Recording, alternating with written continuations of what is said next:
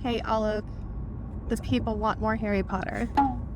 Okay, fine. What would you diagnose Vernon Dursley with? There's a little bit of folie à deux energy. The interesting thing is that Vernon Dursley adopts his wife's attitude towards these things. Low degree of openness, low degree of agreeableness, very close-minded, very bigoted, poor ability for self-reflection, really, really, really low empathy. What about Luna?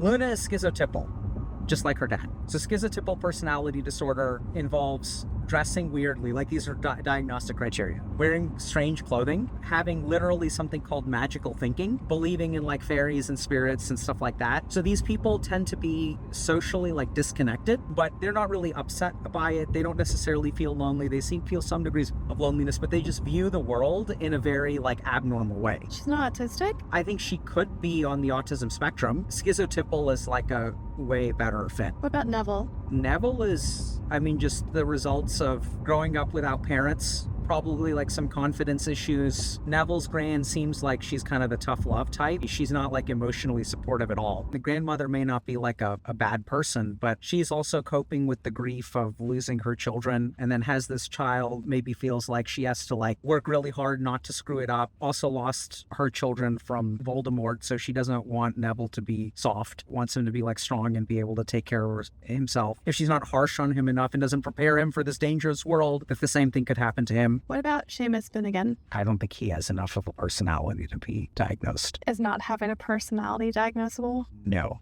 I think people who feel like they don't have a personality still do have a personality. Oftentimes people who feel like they don't have a personality are people who get oppressed, their natural drives and stuff get shut down over and over and over again, so you just learn how to be invisible. What would you diagnose Snape with?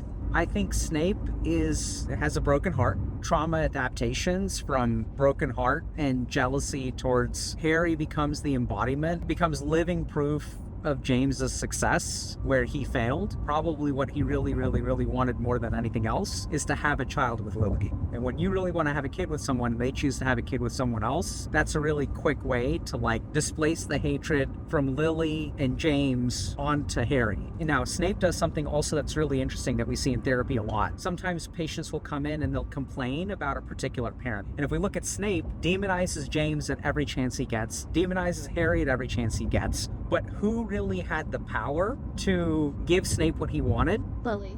Lily did. Displaced hatred from Lily onto Harry.